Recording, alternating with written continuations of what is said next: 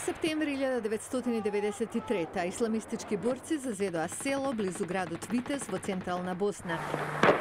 И погубија заробениците и повредените и ги запалеа куќите.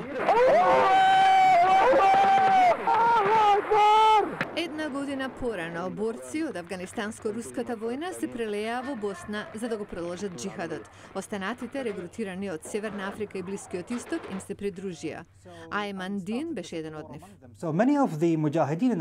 Многу од муџахедините во Афганистан се чувствуваа изолирано од онаа што се случуваше во Афганистан. Во војната во Босна видоа начин за канализирање на нивните џихадистички амбиции. Во 1993 година муџахедините официјално беа прифатени во босанската војска. Нивната бројка се зголеми на повеќе од 1500. Беа познати по бруталноста. Немо ви htjeli. Kako koji to navika je? I did witness, in fact, summary execution. Бев сведок на погубување на српски затвореници и да бидам искрен, сите беа четници, припадници на српската војска. Странски исламистички борци исто така ја довеле уште порадикалната салафистичка исламистичка идеологија во Босна. Во Босна видоа многу добра можност за ширење на радикалната интерпретација на исламот.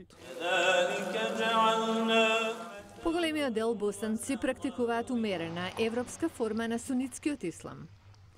По војната, неколку стотини борци останаа и се создадоа заедници во планините. Околу 200 борци од Босна се придружиле на исламската држава.